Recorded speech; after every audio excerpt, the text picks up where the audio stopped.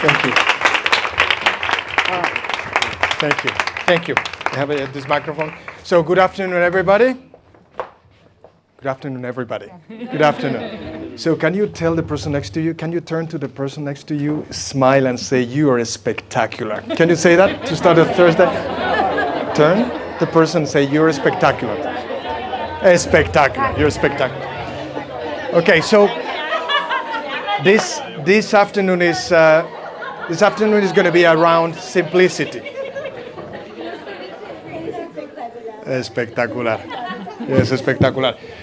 So it's going to be about simplicity in multiple ways, and what we would like to achieve is to provoke some thinking, provide some insights, give you some tools around what does it mean to use simplicity as a business tool for the business and as a business tool also in your leadership in the teams and also for yourself.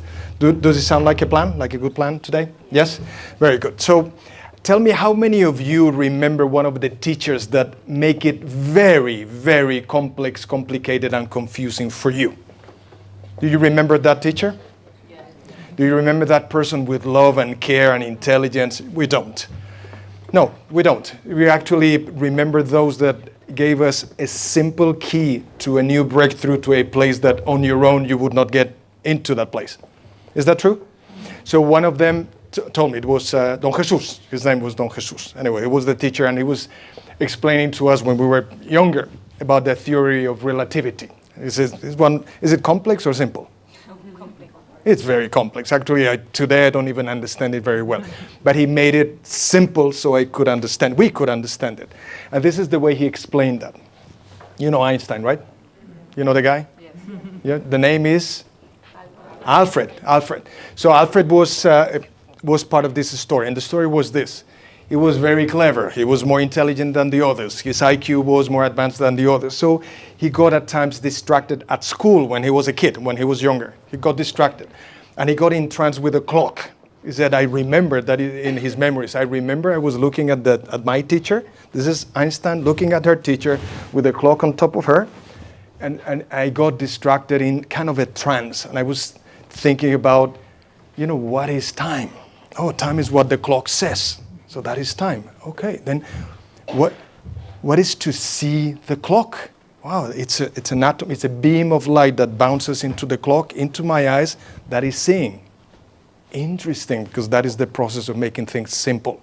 It's what is the question that I ask myself that is getting me into a place of further simplicity so I can do something with it.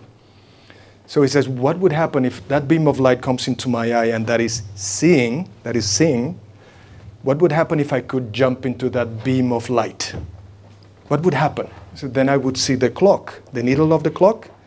It will go, as I go closer to the speed of light, will start slowing down. Is it making sense? You're in trance like Einstein, eh? And what if I would go exactly at the speed of light? Exactly at that speed of light. I would see the clock, boom, stop. And what if in that beam of light, I would go even faster than the speed of light? Wow, then I would see the needle of the clock going backwards. And then he asked himself, is the needle going backwards or is it the time going backwards? So this is the beginning of the theory of relativity. Is this making sense?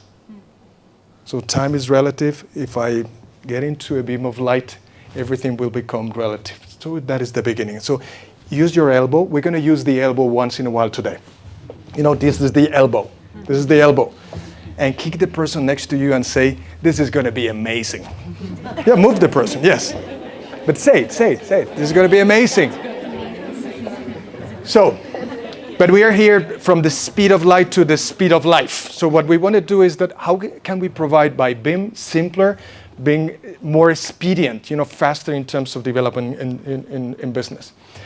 So if there would be just one single tool that I would use to understand or appreciate, what is business about? What is my job in business? Whatever is the role that you are doing for the company, I would say this is the one, which is to make that the external rate of change divided by the internal rate of change is smaller than 1. What does this mean? No idea. What's your name? Ivan. Ivan says, no idea. I'm in trance with Einstein still. Is that what happens outside? Happens at a speed, rate of change, a speed that this speed is faster, the internal one is faster than the one outside. This is what it means. Now let me ask you this question. What can we do as a company to influence what is happening outside the organization? The customer, the competition, regulatory. What is that we can do to impact that profoundly? This is a lot and this is very little. Can you use your fingers? Very little. And what is that we can do in the internal rate of change? This is a lot, this is a little. A lot.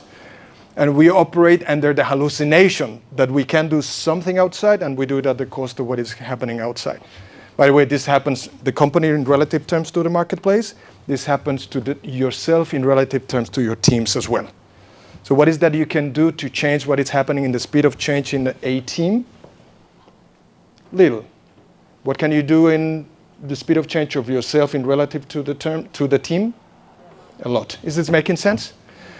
So the thing is that how we win the battles in the marketplace is by making sure that the internal rate of change is faster than my competition. For as simple as this may sound, you can tell the person next to you, this looks like a simplicity keynote. Tell the person, you understand my English? Yes. And say, you can tell the person next to you, this looks like simplicity, too simple. Can you tell the person next to you, just out of courtesy, out of courtesy. So, we're going to now use simplicity at 3 levels. Level 1 is at the organization, at how it happens in the marketplace. Second level will be at the teams, and third one will be in myself, so that we can go and use this simplicity in these three levels. Are you ready for this? Yes. Are you ready? Yes. Can you smile at the person next to you and say, get ready for this? Tell the person next to you, get ready, come on. So, if I ask you, there is a fight between a crocodile and a bear. Who believes that the crocodile will win? Raise your hand if you believe the crocodile will win. Just a little bit. How many of you believe, raise your hand, that the bear will win this battle? So the bear is winning. Raise 2 hands if you believe that none of them, but there is a third answer. And the answer is? It depends on where they fight. Exactly. It depends on the terrain. That depends on, so it is not relative to whom is competing with whom, but in what is the space where this is happening. So in the marketplace, for as simple as this may sound, tell the person next to you, this seems too simple. Tell the person, it's very simple. Yeah, it's very simple. All my studies for nearly 10 years was about crushing the competition, being better than the competition, as opposed to try to figure out what is the place in which, like the crocodile, I am unbeatable because it's in my terrain. So the development of the strategy is about, where do I go where there is a terrain in which whatever the competition, if they come to my place, they will be ineffective. And if, in the same way, if I leave my place, my space, my terrain, I become ineffective too. So the decision is not so much who do I compete against, but what is the terrain where I am unbeatable. So the crocodile is cylinder, long tail, eyes here on top, big jaws, and that makes the crocodile totally unbeatable in the water. But if the crocodile decides to go outside, I'm speaking at the right speed, is that okay? Yes. Is it good? Is it good?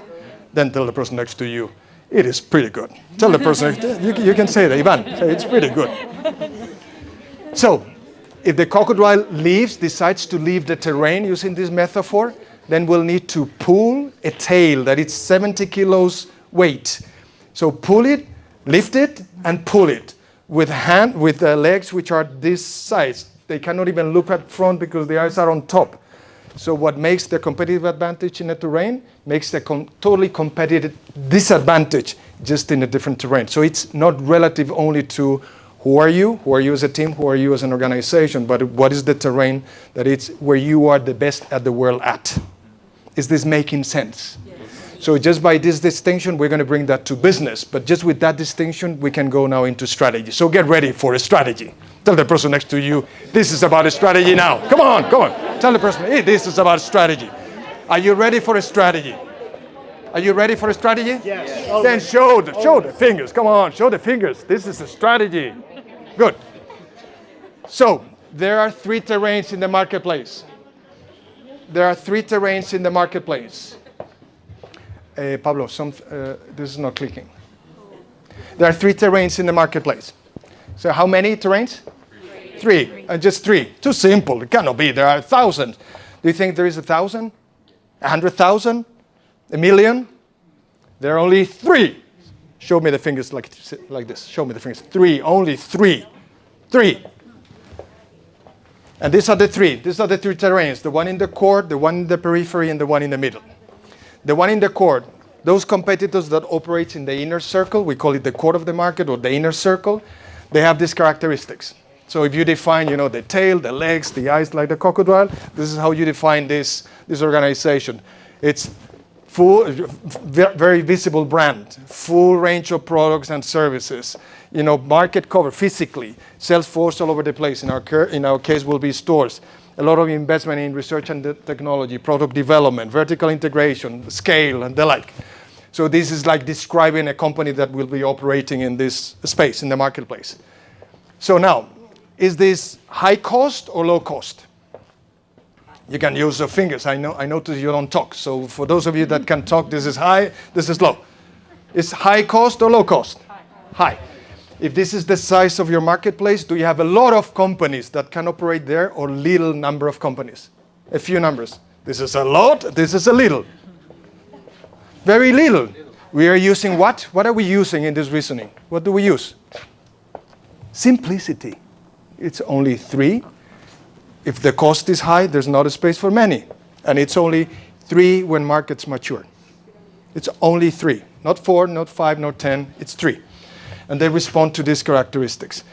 The rest of the companies, they organize in another way where they can survive, which are niches, and we call it the outer circle. And they have a specific market space, a specific one. It's defined. For all the market? No, for specific segments of clients. This is not segmentation. This is a full business positioning.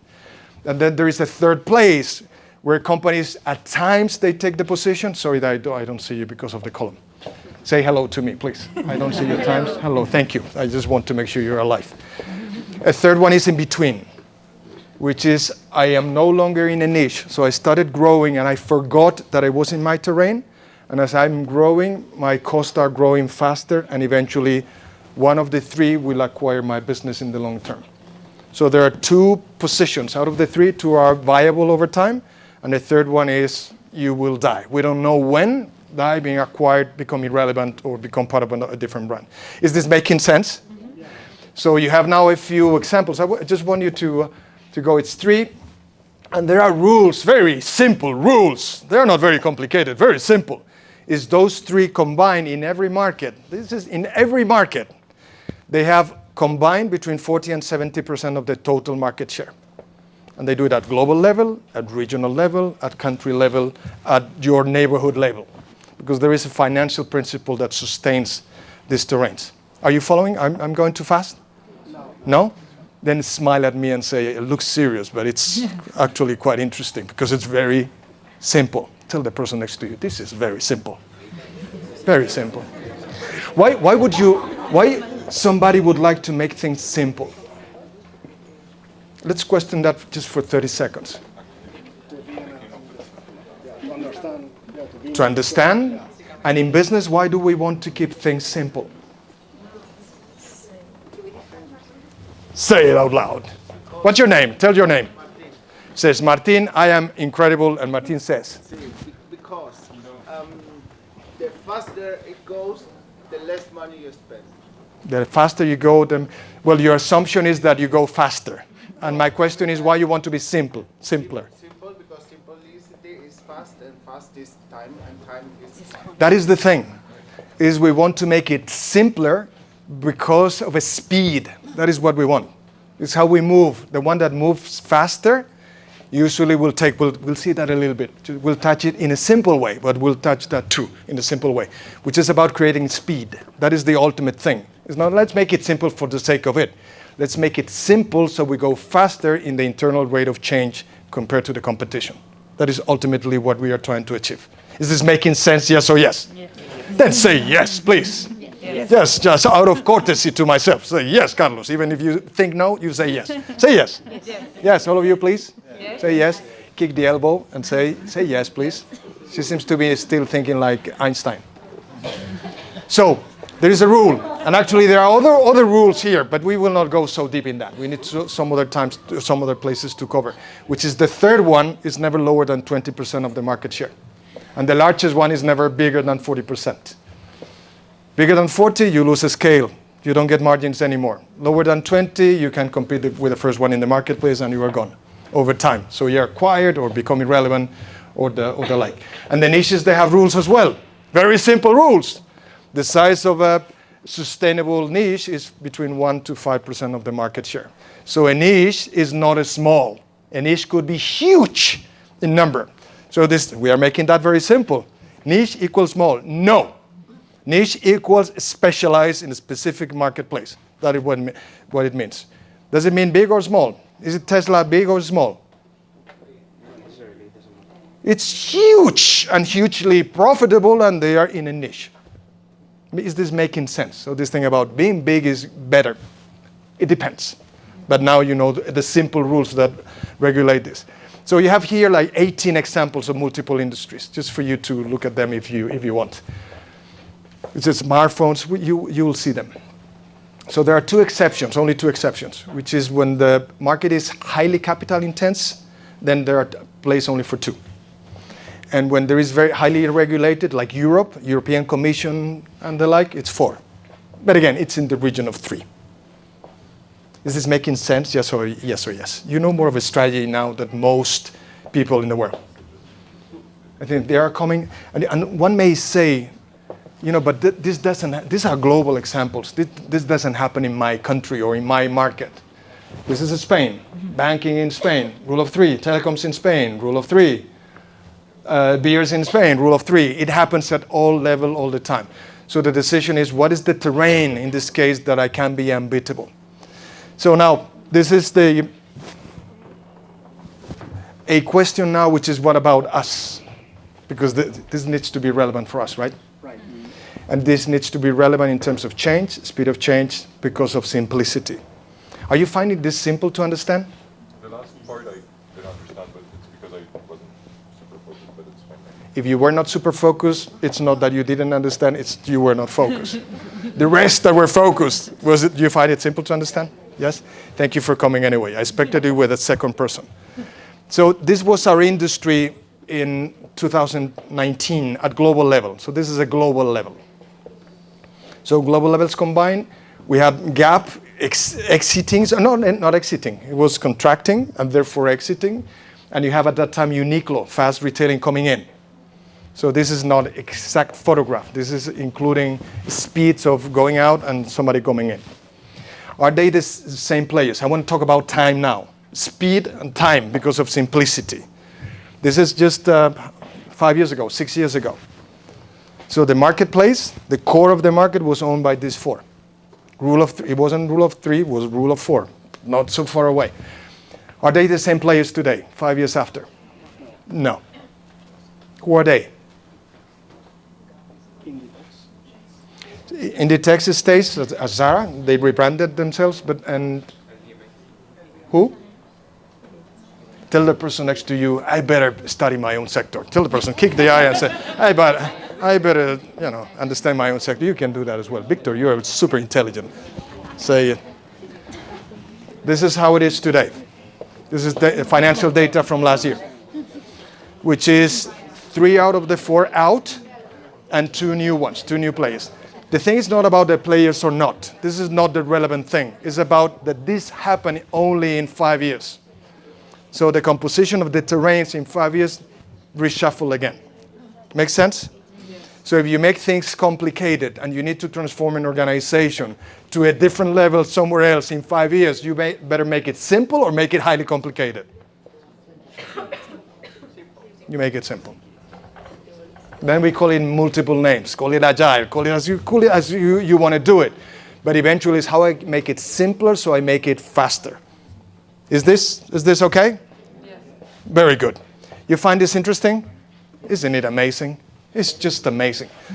because the battles happen outside, but the victories are conquered inside. So we battle in our lives as well, in our leadership as well. You battle outside, but you conquer outside. You conquer that inside. And this is about speed. It is about speed. It's not how good I am. It's clarity around what is my terrain. And second one, how I make it simple so I move fast. I calibrate fast. Can it be perfect? No. Do you want it to be perfect? No, we don't want it to be perfect. We just want to be faster than the next one. Make sense? I find it amazing. I'm about to sit myself and learn it again because this is just so amazing, isn't it? So let's go now into the teams. So now in 15 minutes, you know more about the strategy than most students of ADE or whatever, the business, than you know about competitive positioning and the like. So let's go now into the team level. So simplicity at the team level. So this is a real picture. Can you read this, please? Can you read on top? Oh my God. This is an oh my God one. Get ready for an oh my God one. This is a real company. It's a global company, and this is a photograph. It's a graph, but it's a photograph of 3 regions. This is Americas, this is EMEA, and this is Asia Pacific. And what you see in terms of how they function as teams is you see on top team leaders, top management, middle management, team leaders, and employees. So these were the categories that this company was classifying the people. What you see in terms of the arrows is the communication, is the linkage between those teams. Where you see the thickness is the amount of information that flows through. Where you see that there is a gap is because there is 0 communication on those. And when you see that it's gray, is that the information flowing through, it's valuable. When you see it is red, is that it's bullshit. Basically, bullshit. So I flood the people with info, and the people tells me, this is where the questioning was bottom up. They tell me, I don't need that. So give me a break. Is this making sense? So if you look at that, is that top leadership at middle management disconnected. Or this guy is the top management is flooding, this is Asia Pacific, it's flooding the employees with a lot, this is thick, a lot of information, but it's invaluable. But this one works very well. So up to the team leader is flowing well. There's a connection, it's green, and is this making sense? This is in a way, if we would take a photographs of an organization, will show something. I don't know what it is. The way I was welcomed today, I believe that this will not be a reflection of what I noticed from Maria telling me, we were waiting for you. To Diego greeting me at the door. To Juliana picking me up to a group meeting. For all of you trying to take care of me all the time, that I was well taken care of. So I'm sure that this is not the case. So tell the person next to you with a big smile and say, this is not us. Tell the person next to you, smile, please. Use a smile just for a change. You can smile? No, but the person next to you. Thank you. So, when we bring simplicity at the team level, so obviously this is multiple teams, but this is a way to see, when I don't understand the complexity of communications, top down, bottom up, peer to peer, meetings, groups, 2 levels up, approvals, and the like, which is very complex. You take a snapshot and I say, I can see why this organization doesn't work, doesn't operate effectively in this case. So I know where I can start building bridges and knock down walls and change the information flows and the like, which makes it very simple. Then the action may not be as simple, but the understanding will give you clarity on where do I need to start moving, into what direction do I start moving, so that I make the organization from simplicity into speed. So there are 5 things, or 4 things. I can't remember if it was 3 or 4. You may say the person next to you, he doesn't know if it's 4 or 5. Tell the person next to you, he doesn't know, he forgot. Tell the person. He says, he doesn't know. Sandra, you can tell her, he doesn't know. He missed the plot. So there are like 4 things that I have noticed in teams that use a level of simplicity that gives them speed. And it's a speed. It's about we make decisions faster. We resolve conflict faster. We are more effective in results. We change faster. We connect earlier. Those kind of things. And this is the first one. First one. This is my boss. By the way, I had a boss. Can you believe that? So I am talking from experience. I had a boss. His name was Roger. At that time, I was living in California, working for this company. He was the global CEO, and he tells me, Carlos, call the executive team, call a meeting. I said, oh, I was there, with my notes. Absolutely, Roger. Tell me the theme, please. Well, Carlos, I don't have a freaking clue about this problem we had out of China. It was in China, Trans-Pacific. It was a logistics company, so it was containers. Big problem out of China in the industry. It wasn't us, it was the industry. So he said, I don't have a clue. I said, okay, Roger, don't you worry. This is what I'll do. I'll call the team and I will say, because of the VUCA environment, VUCA, you know the VUCA? VUCA? Volatile, uncertain, you know that? You don't know that?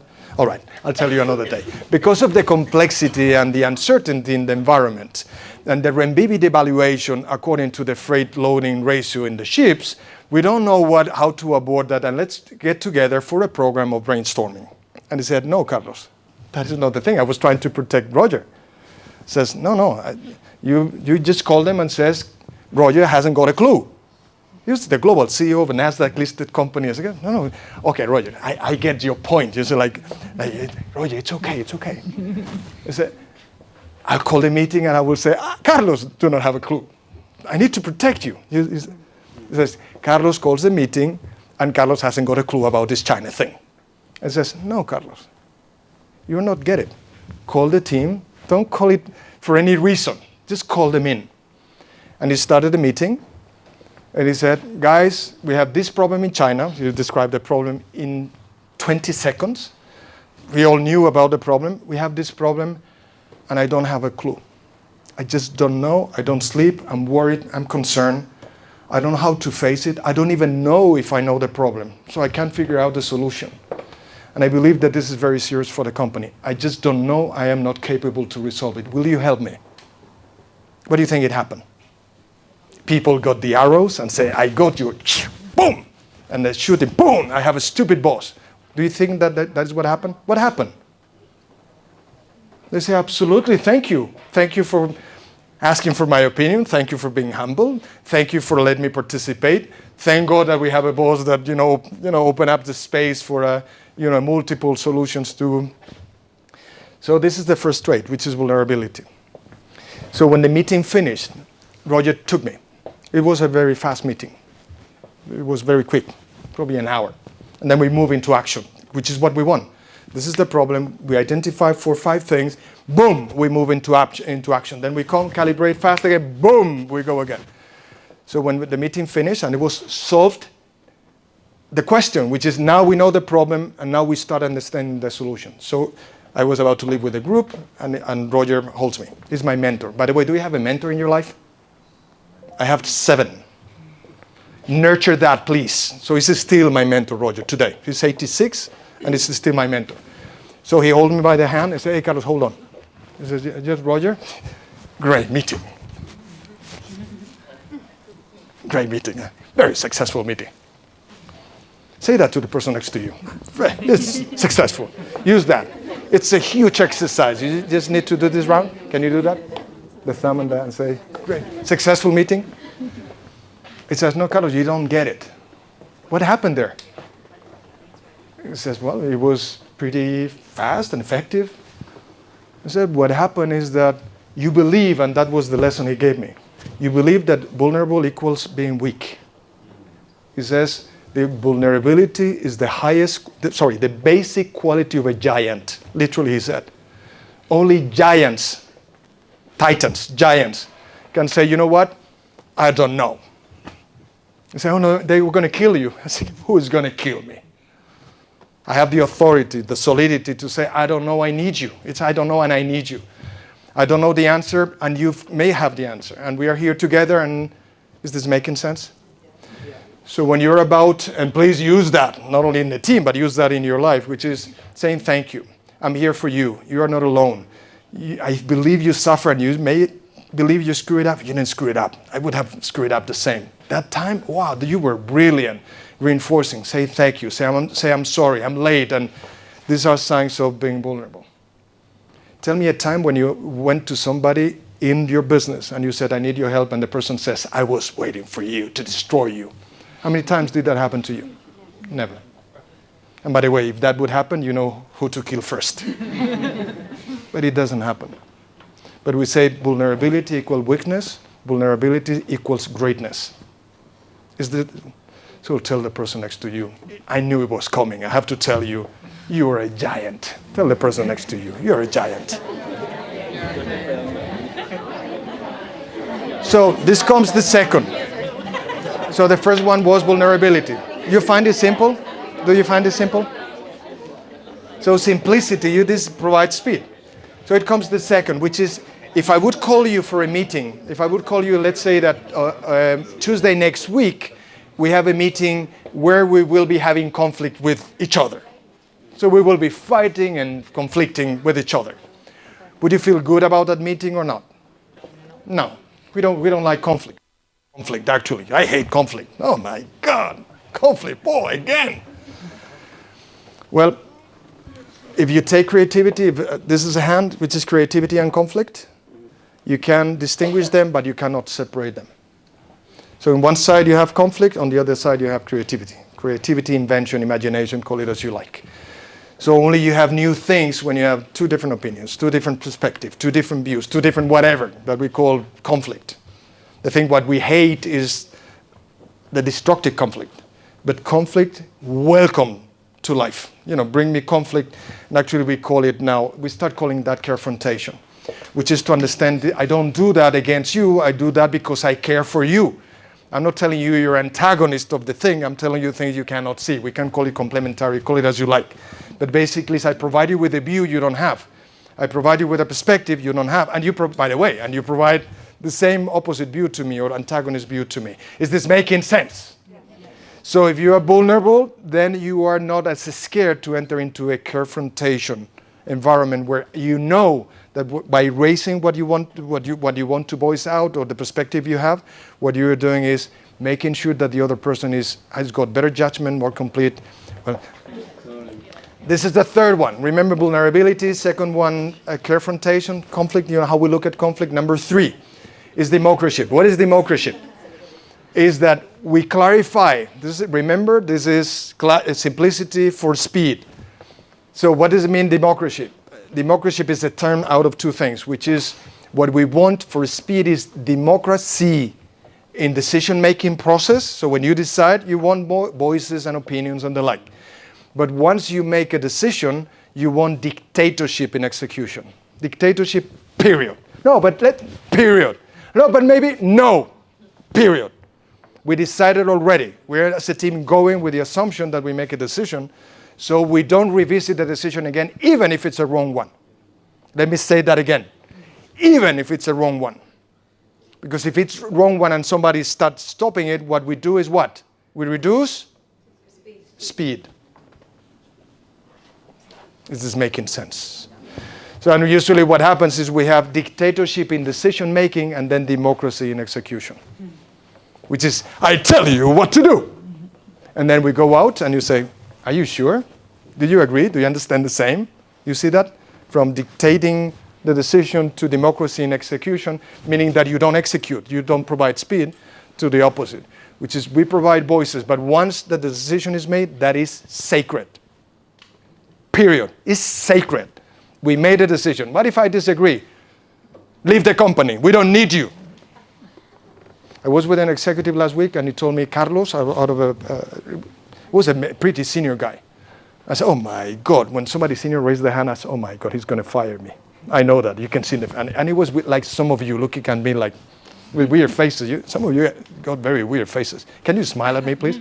Just for a change. Can you smile at me? Right, thank you. So he raised the hand and he said, I want to say something to the team. I said, oh my God, you'll see. Let's say, oh my God, together. 1, 2, 3. Oh my God. That's how he felt about, oh my God, this is going to be coming. And he says, I'm going to tell you. It was Israeli. You know Israeli people?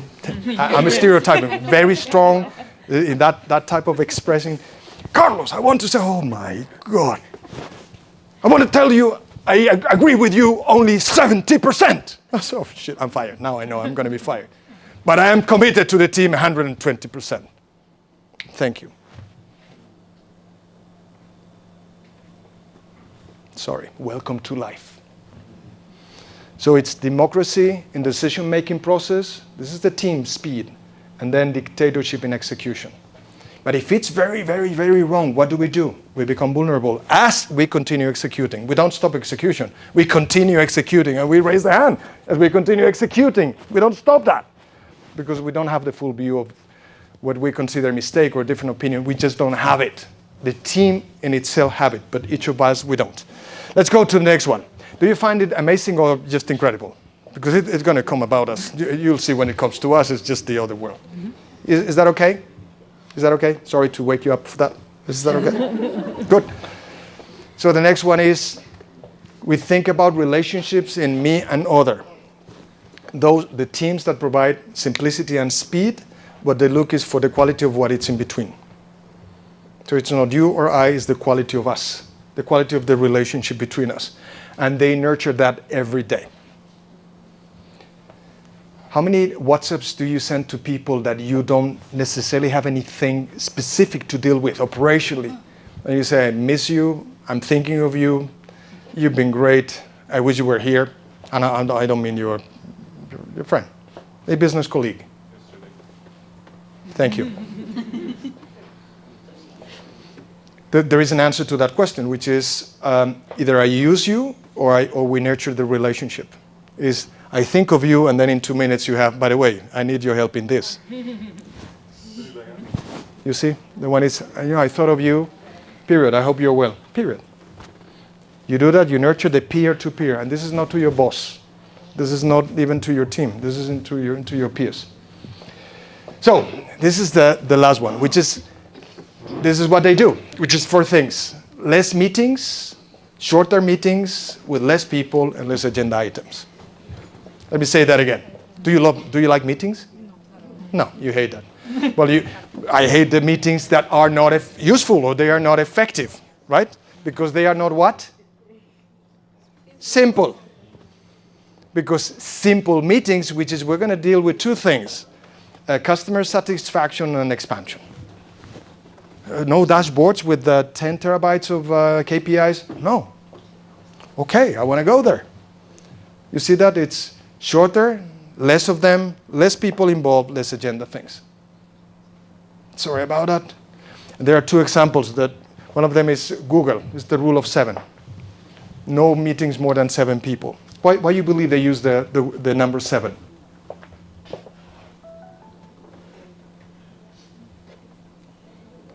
Let's do one thing. Stand up for a second. Stand up for a second. Stand up. Stand up. Come on. Stand up. Stand up. Stand up. Stand up. You know how to stretch? In your welcoming pack, but let's stretch a little bit. We need to raise some energy up. Come on. Stretch the way you know. Yeah, go to one side. Yes. Come on, let's go to one side and stretch. Go to the other side and stretch. Ooh. Go to the front like this. Ooh, and stretch. Ooh. Doesn't it feel good? Isn't it amazing? Go all the way down. Ooh. So good. You feel better? I will tell you in a few minutes why you feel better. That you know it, but take a seat or stay standing as you prefer. Why is the number 7 maximum in a meeting?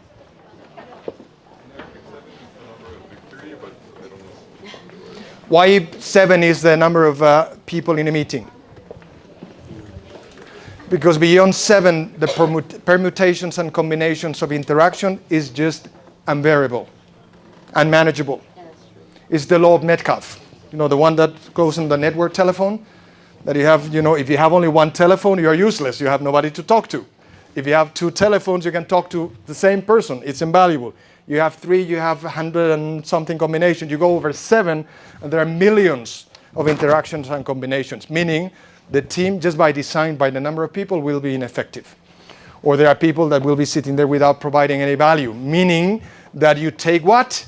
Simplicity, and you take off speed as well. Make sense? There is another rule. This thing about making rules, it's in a way very American, but anyway, which is the 2 pizzas, which is how many people can you, this is Amazon. How many people can you call for a meeting? As much as you can fit with 2 pizzas in a day. And then let the team decide. If they are fasting, you can have 100 people. But if you have normal people, it will be no more than 8, which is the case of them. You have 8 slices of pizza. But anyway, it's not about a pizza. It's about less meeting with less people, with less subjects, less frequent.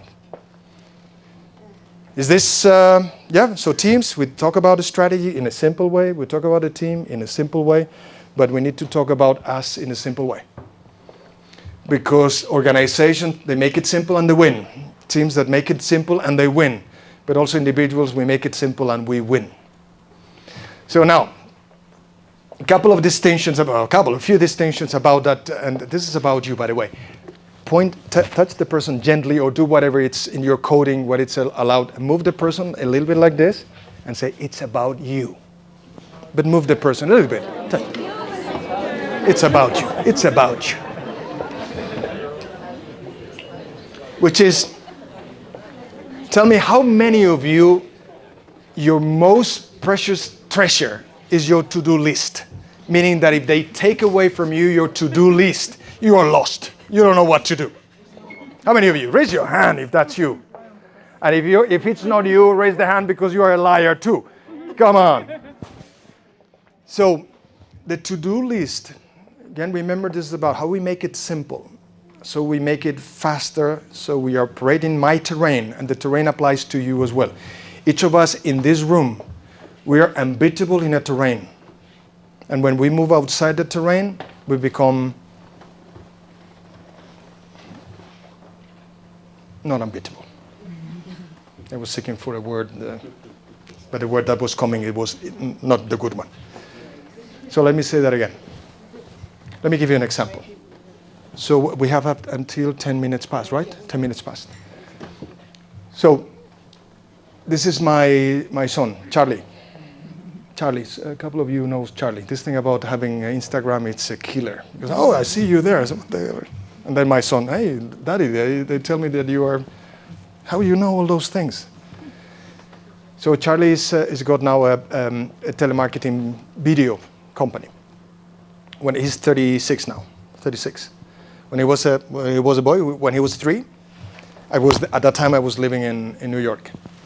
And at that time, Disney was revamping. It was producing again the Bambis and Cinderellas and the like again in VHS. You remember? Probably you have not even seen that other than in a museum. Yeah. Anyway, every month there was a new release, and every month I brought the Pinocchio or Cinderella and the like. And he was 3. And he was sitting on TV in front like in trance. And you could see, oh my God, And when it finished, he came for whatever. He came and, hey, Charlie, how is it going? Why, I love that. I said, what is the thing you like the most? And I was thinking about, I don't know, when the pirate kills the other, or I don't know, when the princess falls in love with the prince. And he says, the script writer is John Williams. I said, oh my God, this boy needs therapy. When he's 3, he needs therapy. Anyway, life goes on, and it goes to school, to the kindergarten. And after a time, the tutor comes and tells us, he's having some pain in mathematics. Pain in the sense, he struggles with mathematics. And what do you believe we did? The parents did. We put him in reinforcing classes of what? Mathematics, because he was not as strong. And then the time goes by, and now he moves into what was his passion. That was video, cinema. So rather than putting the person in the terrain, in this case, what terrain he was unbeatable, already when he was 3, is the video. It's video. I have eyes for video. I have soul for video. I have imagination for video, for movies, for cinema, that is my soul. So it was that was his terrain. It was unbeatable. And we took him and put him in mathematics because he was failing in mathematics, as opposed to say, hey, you're unbeatable here. So we're going to take you into, I don't know, performance or theater or whatever the children were doing when they were small. Is this making sense? So I hope that now that we are a little older, just a little older, that we remember that what we have are gifts. Nothing has been removed from us. Nothing has been taken away from us. We've been given gifts. And those gifts makes us in our terrain. And every time we are outside your terrain as leaders, is you have to put a lot of effort to get just very little mediocre results. And you do it at the cost of the energy that it's been given to you, the gifts that they've been given to you, that makes you unique in the world. Is this making sense? Then look at the person next to you and say, you look so unique. I knew it. Tell the person, I knew it. So, the to-do lists, they give us a sense of movement and in a way a false sense of achievement. But actually, the to-do list, do they give you a lot of traction and speed?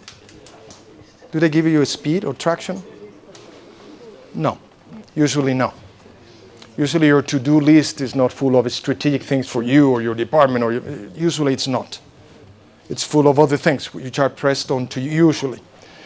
So this, which is a guy that I follow already for 30 years, Tony Robbins, he said, probably there is a better strategy, which is when we think about things, and these things comes from your business to your own life, is that we tend to go in, what do I do? What is the action? Then I go to my to-do list. I put some action, cross it off, and again, what do I do? As opposed to a different sequence, which is, what is the outcome? And you start with, what is the outcome I pursue out of this meeting? What is the outcome I pursue out of this conversation? What is the outcome I pursue out of whatever you're going to do? And you start there. No action yet. What is the outcome?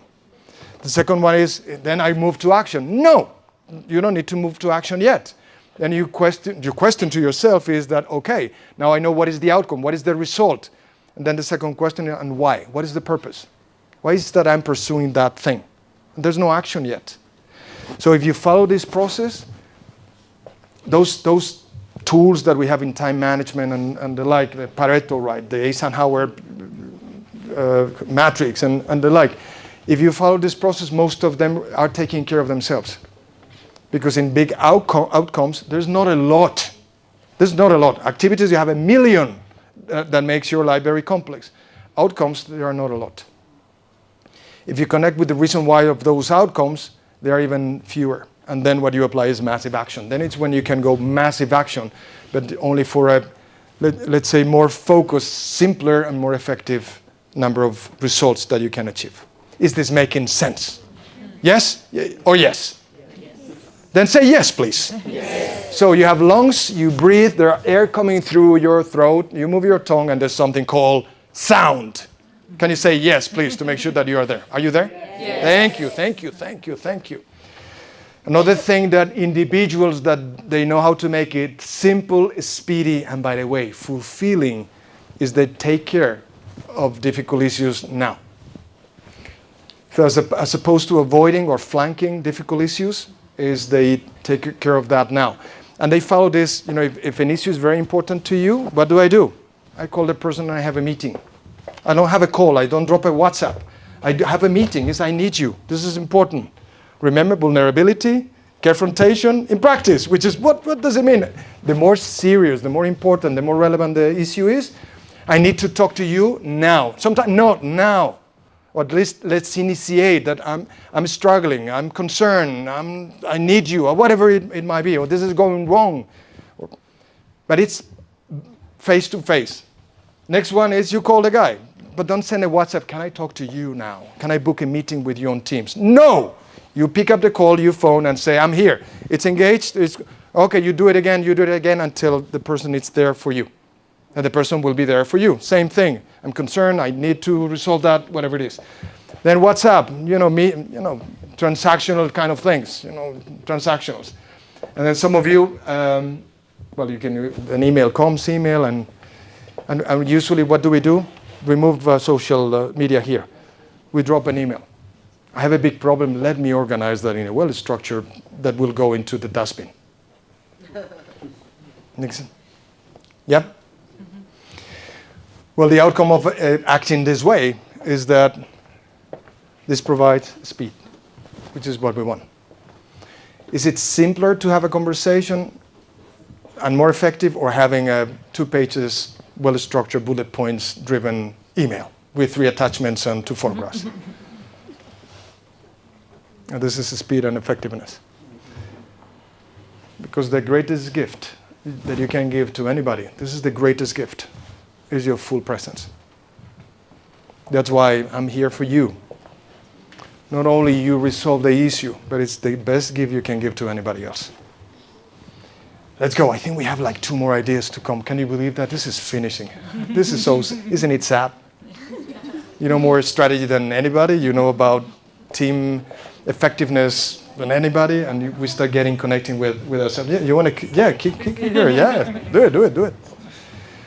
Because, you see, why is this about going into face-to-face? Is because every communication, I'm going to say something very simple and profound at the same time, which is every communication comes down to these 2. It's a cry for help or a message of love. Period. No, there are some others. No.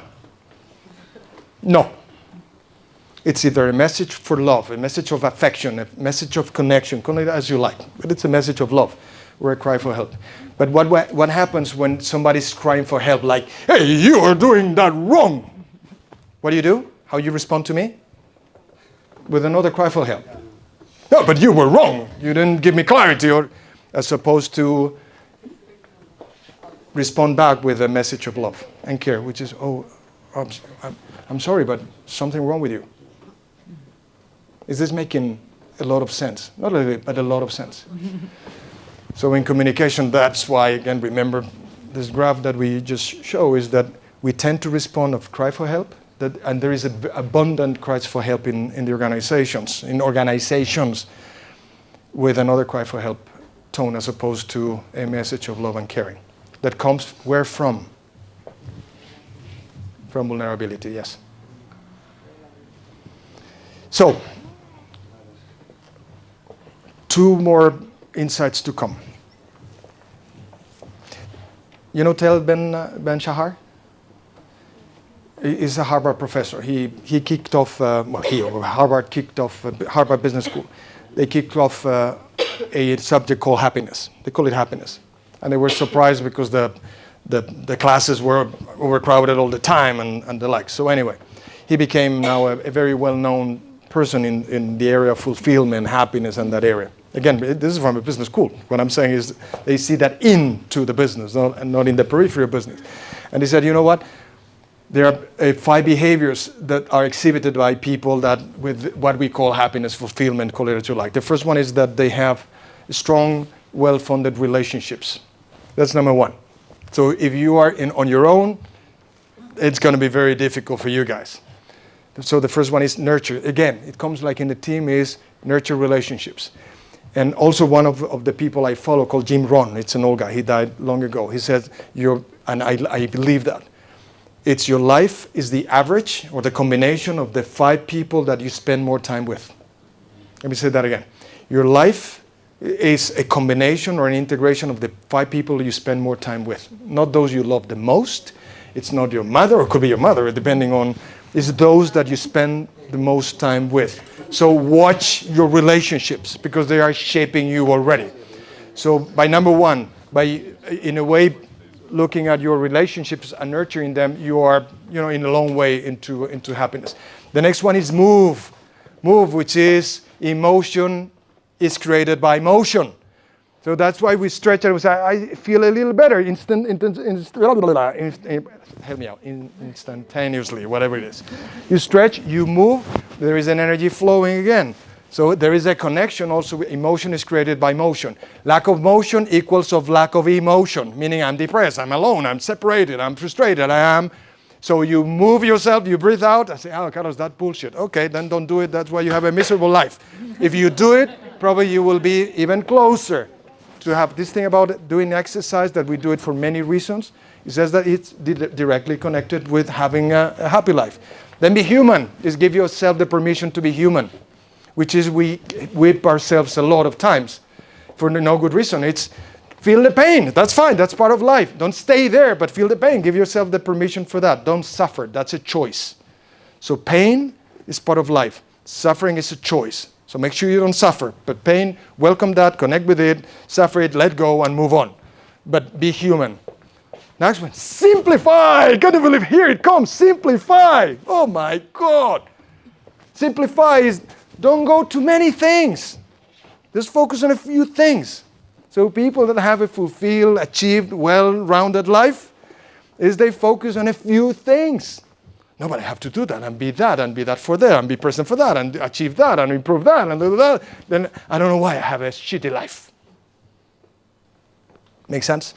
It says they focus on 3 things. And when I'm there, I'm fully there. I'm the other, I'm fully there. And that's it. And the last one, which is gratitude. And we're going to be closing in 6 minutes. It's going to be a magical exercise. Are you ready for a magical exercise? Thank you. Thanks. For a magical exercise, which is when I go to gratitude, it happened to be, how many of you are familiar with this photograph or this place? Any of you have been there? You've been there? No? You know what it is? It's like The Four Corners. It's called the Four Corners.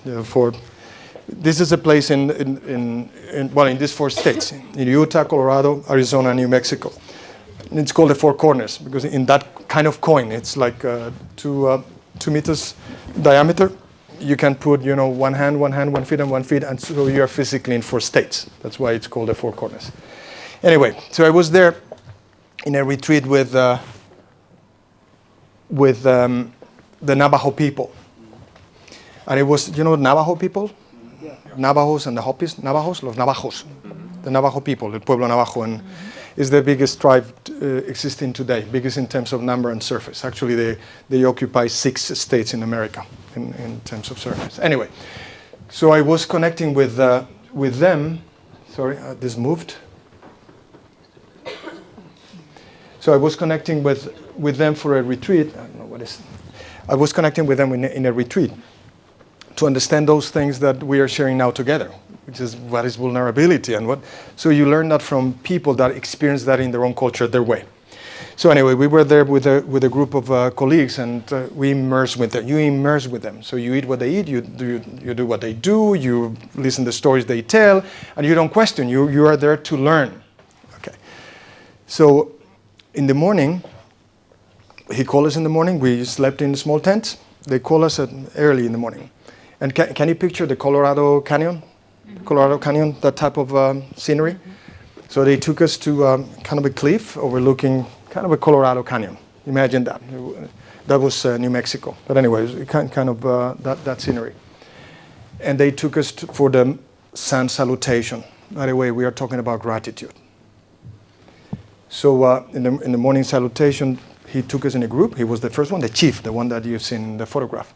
And the moment there was a beam of light, for as little as it was, he started chanting something. And the chanting was this: beauty before me, beauty behind me, beauty above me, beauty underneath me, beauty around me, beauty inside me. Okay, guys, let's go. I said, oh. So the next morning, it was, okay. So what happened? So, and the same ritual happened. It was rituals. Beauty before me, beauty behind me, beauty above me, beauty underneath me, beauty around me, beauty inside me. And he held his heart. So I said, Chief. They called Chief. Hey, Chief, what are we doing beyond what I'm saying? Because it says, well, we just thank that we have everything we need. I said, what do you mean everything? Yeah, everything we need. And he says, Carlos, do you have beauty before you? Yeah. He says, do you have beauty behind you? I said, I don't know. I said, just turn around. And there was the team.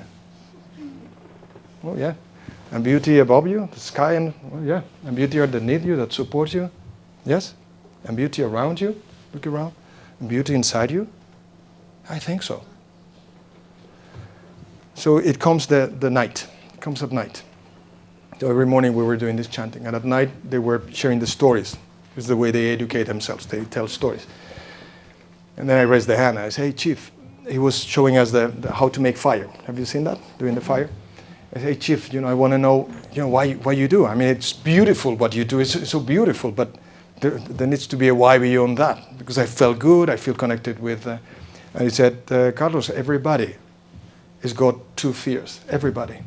Everybody with no exception. I don't know, you come from Spain, a guy from Mexico, a guy from Americas, a guy from India. I said, all of you have these 2 fears. I said, which one are those? is the fear that I'm not enough. You all have that. He was telling us, all of you. Will I be up to the standard? Will I make it right? So I fear that I am not enough. And that is connected with the second fear. That second fear is that I won't be loved. And we all share those two. I said, oh my God. And then what? Simplicity. I learned simplicity from the chief. Only two things. Only beauty before me, beauty behind me, beauty above me, beauty underneath me, beauty around me, beauty inside me. It's more. No, it's simple. It's 6. 2 fears, only 2. I'm not enough, I won't be loved. That breaks down into whatever you want, but it's not enough. And then I said, but is there a place in you or in your team and in your organization as well, with that simplicity, you can have a space where that fear doesn't show up, where that fear doesn't take over. I say, oh yes, that is what we do in the morning. There are 2 places, 2 emotional places where an individual cannot feel fear. And that is the place of gratitude and the place of forgiveness. So when you feel grateful, and when you are forgiving, in forgiving state, then fear goes off, disappears. So that is what we do in the morning. We are showing appreciation, affection, gratitude. So rather than focusing on what we don't have, we focus and we remember every day on what we have. Is this making sense? So then he taught us on a 5-minute journey of gratitude that I invite you to take with me. Would you? Yes. Could you do it without any doubt? Can you let go and say, I'm going to explore that. We're in a fashion industry. We explore things. We invent things. We create. Will you help me? Will you join me? You don't need to help me. Can you join me? So we said, and how you articulate this thing about being grateful, feeling the gratitude. He says it's very simple. Can you take your things off? It's going to take 3 minutes and we are closed. And we can go. Which is, he says it's as easy as breathing from the heart. So it's about, it's about breathing from the heart. He says, but I need to think about something. No. It's about just the breathing. You bring the breathing that we have it in the third eye, where we are focusing on things in the head, is let it drop all the way down to your heart, and then breathe from your heart. Bring the attention to your heart. So take a deep breath in now. And exhale. Ooh. You can moan if you want. Take another deep breath in. And exhale and moan. Ooh. Take a third deep breath in. And exhale and moan. And the way the chief told us was, let that point of attention, and if you want, you can close your eyes and keep breathing from your heart. So let that attention come down from your forehead through your nose. Touch your lips, come down your throat, your chest, and into your heart. And feel the power of your heart. Take a deep breath in from your heart. Take another deep breath from your heart.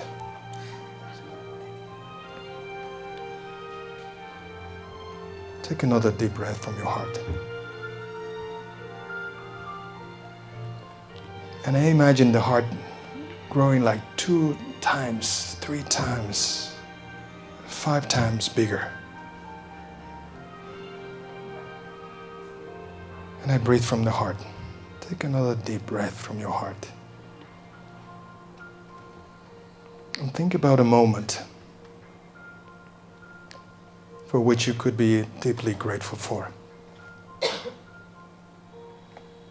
Could be today, this week, this month, some time ago, when you were a kid, when you were a girl.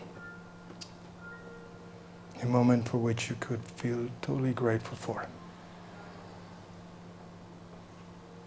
And think about that moment and enter into that moment as if you were back then now. And think about who was there with you. What did you see back then? What did you hear? What were you feeling in that moment of deep gratitude? And feel that gratitude now. I start the day by thanking for the grace that I had to do nothing to walk on roads that somebody else built for me, or use a computer that somebody invented for me today, and I had nothing to do for that, and I feel that gratitude. And then I see the people I love. I see their faces that smile at me, and I feel it in my heart. Feel the gratitude in your heart. And I think about my lady, and I feel love in my heart. And who loves you? And who do you love?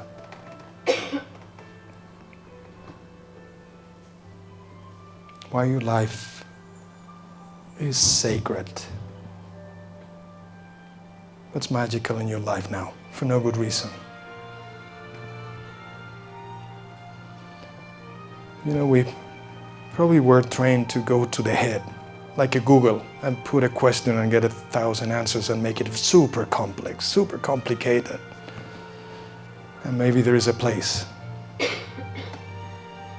where you can find a simple answer. It might be in your heart. And feel the gratitude in your heart. Take a deep breath from your heart and think about a second moment of gratitude. What are you grateful for right now?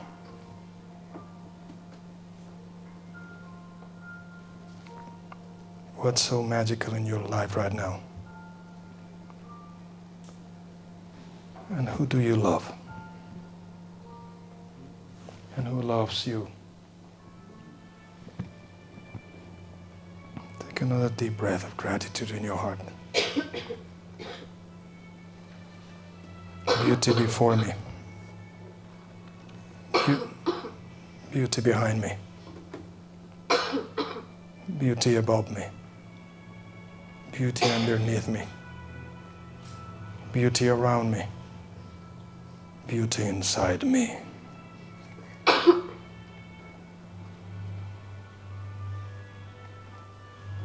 What could you be grateful for right now?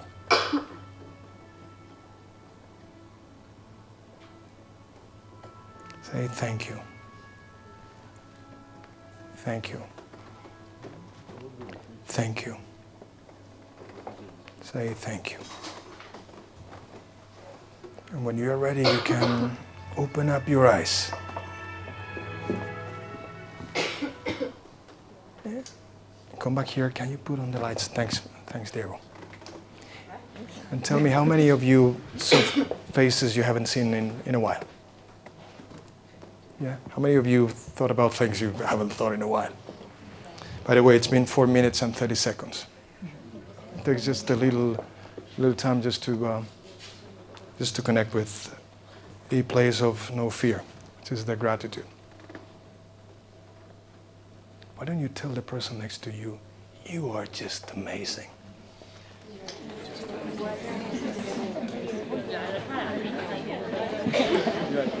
So, this is the last a question that I'd like you to take for an action, to take with you across in your life and your business, which is from this state, from this place, stay there, stay here. From this place is, what will you start doing?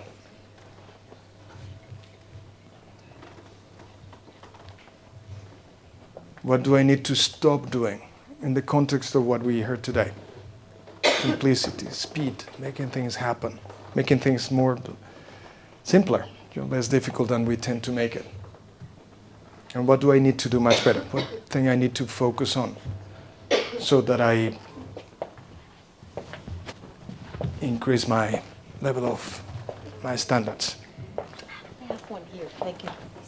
Thank you. So share with your partner one thing that you will start doing or stop doing or do so much better, effective now. Share with your colleague.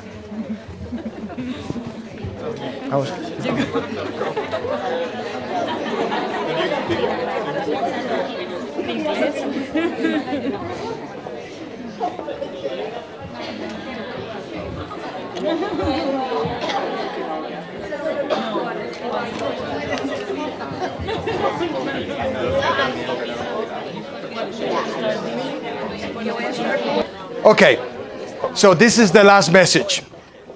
My last message to all of you. Why don't you stand up? Come on, you've been sitting for a long time now. Which is, and this is the message. Remember, it was about make it simple. So as Carlos was saying in the opening, keep it simple. Kiss. Keep it simple, stupid. So we saw how we can think about and see strategy in a simple way.